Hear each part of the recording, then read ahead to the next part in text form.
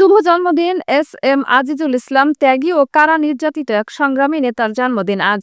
আলমগীর হোসেনের পাঠানো তথ্যচিত্রে থাকছে বিস্তারিত।